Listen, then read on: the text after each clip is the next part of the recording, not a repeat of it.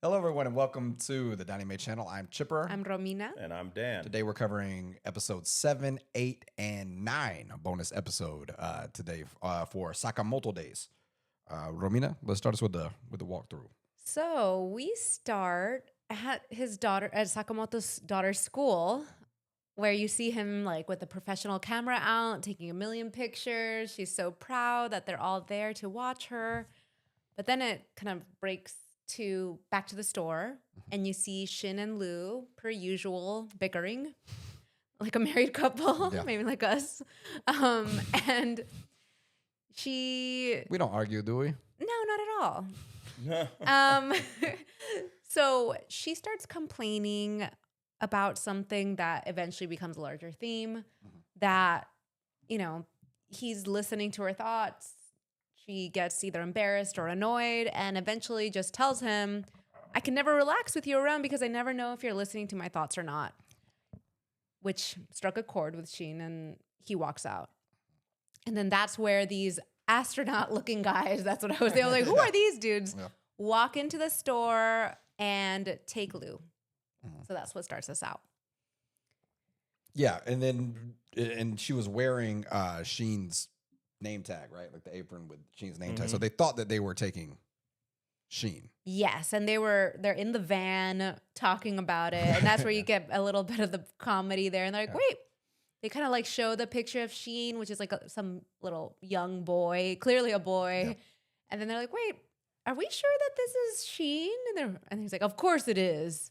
It says Sheen right there. Yeah, and then we get to them coming back from the Sakamoto family coming back to the store right as Sheen is discovering that Lu didn't just abandon her duties, but it looks like maybe there was trouble afoot. And Sakamoto realizes Sheen seems pretty hopeless until Taro says that he has the GPS tracking device in Sheen's in everybody's name tags, right? Of course he's prepared. Because he's protective too of his new family. That's right, yeah. So. And of course he's going to be on top of it, just the nature of assassins. I think something that he says later on in the manga and probably in the show as well is the only like the losers are leave things up to chance. Like it's always good to be prepared for that, which is probably a good life lesson for all of us. And then we start learning a little bit about Sheen in that ride with Lu's overhearing from these guys that he was the only success from the experiments. And then they start talking about him. They start bad-mouthing him. And she gets mad. And well, they were saying the same thing that she was saying to him. Yeah. Well, and even though she was tied up, she was still able to make a move and get her point out there and then defend him. Yeah. So then they find it. I think the GPS takes them to the Okutabi Science Center, where they are, trying to rescue Sheen, and they're stopped by. We find Seba for the first time. Well, rescue Lu, right? Well, to rescue Lu. Lu as Sheen. Yeah. Sorry. And we find Seba, who. How did you describe the guy in the Gant suit? Yeah. Well, it looked like that to me. Yeah. Almost like a Harry Potter type cloak and suit with I think that suit had other abilities as well, right? So yeah. Well, Seba. Do we first see Seba when they're fighting on the highway too? Yeah, that's where he first goes he just kind of shows up. Yeah. And then you kind of see, he's kind of formidable. He was still able to puncture the motorcycle, and that's what that was on the way. Yeah, they weren't able to had him sitting on the highway because he has that Gant suit, as Dan was talking about, the invisibility cloak of from Harry Potter. So yeah, but then they do make it to the lab. They get there and you find out that the lab has been taken over by Kashima, his goons. Kashima, for some reason, has this like deer head. That's the way it described him. Yeah. Yeah. I said a reindeer head guy. Reindeer. Yeah, it is reindeer. You're right. And he's pretty strong too. Yeah. What do you think about what initial impressions of Kashima? Well, I noticed that Sakamoto did say something about like, oh yeah, you don't have to worry about getting killed if you're, like help me, the word. When you live forever, you know what I mean? Like immortality, like you're immortal. Yeah. So I just was thinking, I thought Sakamoto was gonna just like beat him and destroy him right there after he said that. And then he shows back up. Like So before we talk about him, can we talk about the cuteness of Shin and Sakamoto when they first walk into this, what I thought was like a science museum? Yeah. And then the girls start shaming them and like, are you sure you don't want a photo? Like, please, please. And he's like, no. He's like trying to be really strong. Like, no, this is not going to happen. And I thought, I was like, okay, he's definitely not doing this. And then of that course, was like a setup too, almost. they give in. Yeah. And they put on the cute little dinosaur heads and take photos. And then they were like, well, this is a good costume anyway. Great job. Yep. Yay us. Yep. And then as they go in, you start seeing how they have infiltrated that, taken over the scientists that are there. It started with that bear, I think. Oh yeah, they were attacked by all the machines. Like Yes. machines that have been animated when they were trying to put in the password. Right. And why would he think he still had the password? That's what I was just like, he was so surprised. He's like, oh, my old password didn't work. Well, that, and then also the machines are trying to kill them, but Sakamoto was like, oh, I think I want to bring my daughter here. Yeah. So don't take it lightly. Yeah. And But then he's like, never mind. This is not a good space for her. So let's dismantle this whole dinosaur skeleton. Yep. And that brings us into the backstory, the Sheen backstory. Or at least a piece of it, where how he got his abilities. Because at first I thought, okay, these astronaut men are scientists, so these are the evil scientists and they're bad. But then Sheen's like, wait, no, but they were good to me. What's going on? And then that's where we learned that they were overrun by the assassins. Yeah, it's really good writing because they could have easily just made the scientists the bad guys and did that, but they added an extra layer of it was actually taken over by this assassin group that that are making them use their research for nefarious purposes. I think that takes us into a little bit of Sheen's background too, because you can see how he got his abilities and the way that how it affected some of the scientists. And again, even the scientists, instead of them just being like, ha ha, like making fun of them or something, you could tell they actually like felt sorry for like his plight. But at the same time, they were just like, we can't like deal with this. Like he's constantly like can read our thoughts and things. It's not a good somebody we want to spend time with, which further isolated him from everyone. But I think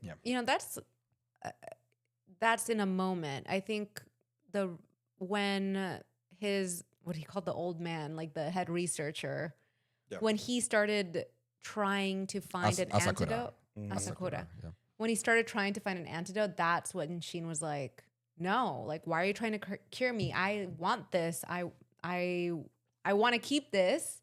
Yeah. Why are you embarrassed or why are you giving up on this? And then that's what causes him to leave. Well, and I think that bleeds into, some of episode 8, but I think because you have that in real time, you have Mad Horiguchi, who like is one of my favorite bad guys so far. I thought it was really cool. The voice acting I thought was really superb with him, and just like an interesting character where he had them like flipping on. And I'm going into episode 8 now, so just for brevity. But like,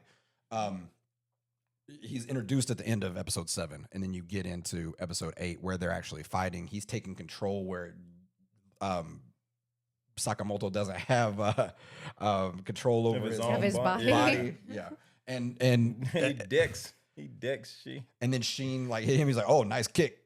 See, like when he hit him, and but how this is what I like about Sakamoto Days. When they bring up a fight, they put a little spin on it that makes it new. So when Sheen like turns around, and then like so Sakamoto can like punch him, but then Sheen can use his abilities to read his mind, so he knows where he's going to, so that he can dodge it. So it's actually hitting Horiguchi.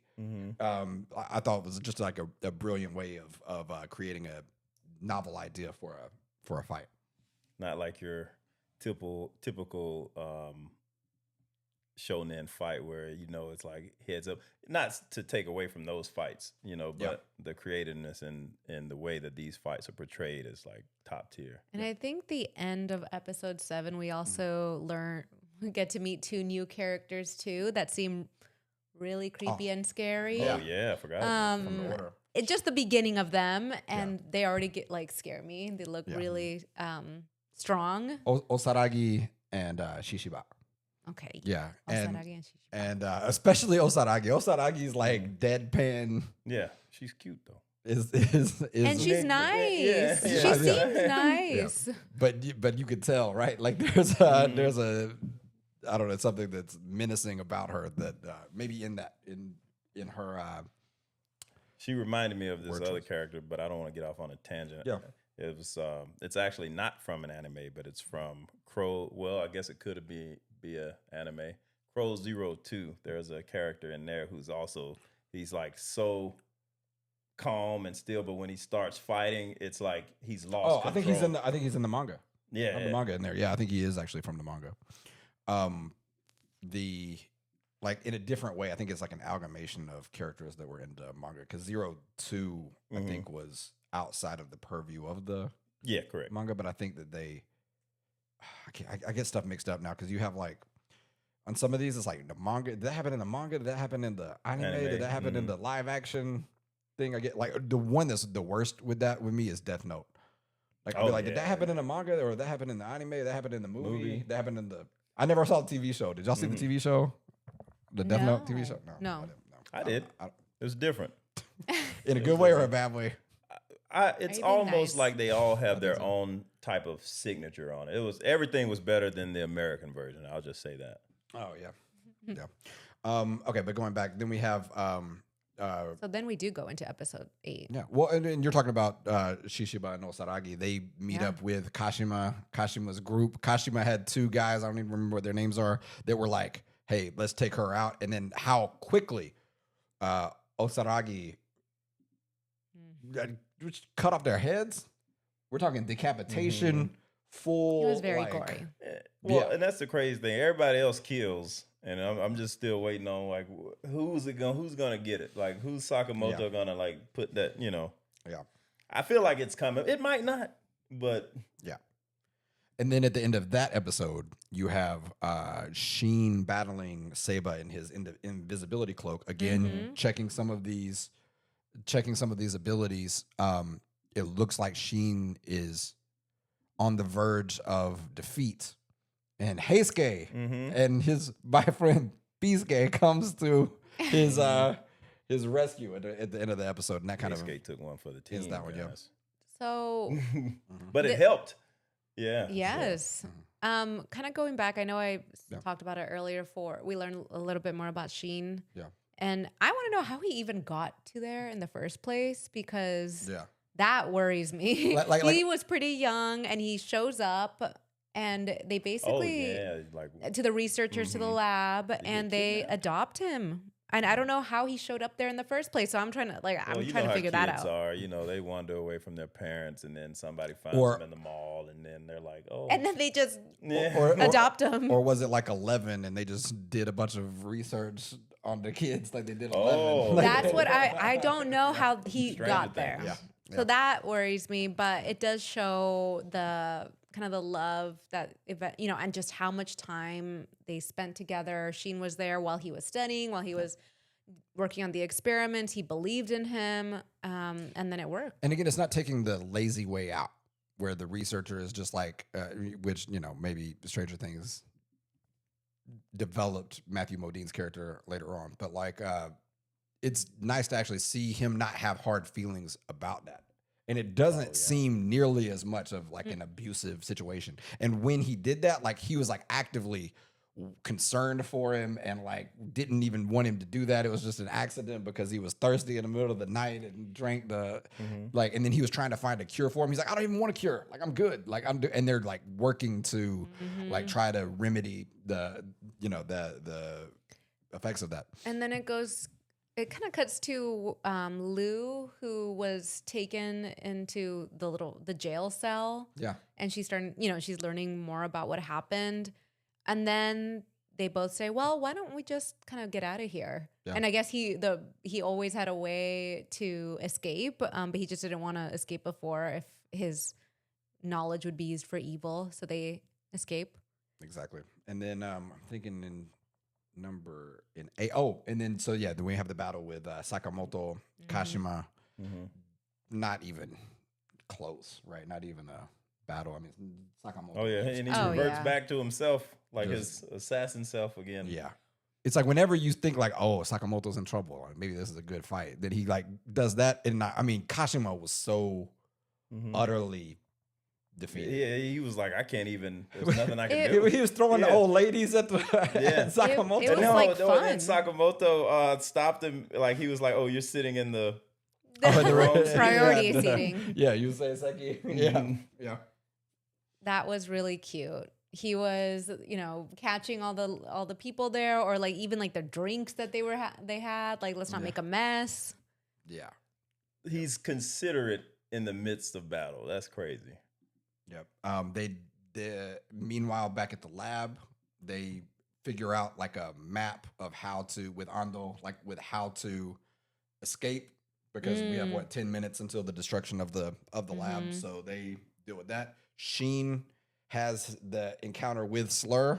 Oh my goodness. Which is pretty badass. I think that was pretty I was like, is this when Sheen dies?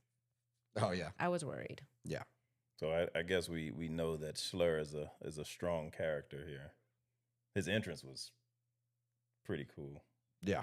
And then we learn a little bit more about the association and them. Obviously, they're not going to tolerate someone who's going against their policies. Yeah. And then, is it what's the really scary woman's name from the association that came with the long black hair? The one that's really nice. Oh, Osaragi. Yeah, Osaragi. Yeah. She, as soon as she sees Sakamoto, she's like, "Oh, how cute! Oh, kawaii." Yeah. Oh, she thinks he's like a bear, like a big teddy bear. They showed the drawing; it looked just like. And no, it did. In bear form. And then she's like, "Wait, is he going to be okay? Like, should we have left him alone?" And yeah, he was. Yeah. Anything else y'all want to add on these episodes? I think as we get through here, that kind of closed up the lab arc, which is pretty interesting. It set up a lot of things. Kashima by no means is done. But really it was just a device to show the hierarchy of the people. This group is not affiliated with the JAA. The JAA is like adversarial to this group. They were, Shishiba was sent to deal with Slur. And then you see kind of the hierarchy in that organization where there's Slur and Kashima. Maybe Kashima is going to have to find other people to help battle the Sakamoto group, because they're obviously Kashima's obviously not strong enough to deal with it. And think about that. We're at a Sakamoto group now. Yeah. So it's like his organization's growing. Yeah, I mean, you've got him, you've got Sheen, you've got Lou. Can you put Nagumo in there? Heisuke. Yeah. There are plenty of different abilities that they can draw from now to combat some of these other groups. And it's funny because nobody is near as strong as Sakamoto. I think Taro said that to Sheen one time when he was asking how strong are the like JAA members. And he's like, there could be 10 of you, you'd be dead in like a second. Or something, and he told him just like the scale of how like exponentially powerful they are than, even someone who's has some abilities like him. Well, like Dan brought up earlier too, talking about his strength when he was fighting, where he says to him, if you really are immortal, then I don't have to hold back. So he's still holding back for sure. Yeah. Can't wait to see more. Yeah. Maybe with Slur, he won't have to. But he has fought Slur before, right? Well, he sends his regards to Sakamoto. He tells and they've also said that he's like damaged him before. That's the only person that's ever hurt Slur or something. So that's maybe some stuff for season 2. But I think that's all for episodes 7, 8, and 9. Be sure to check out. We have one more installment of this next week, which we'll do episode 10 and 11. And then back in July, we'll be right back to do episodes 12 through 22. Thanks again for watching. We'll see y'all next time. Peace.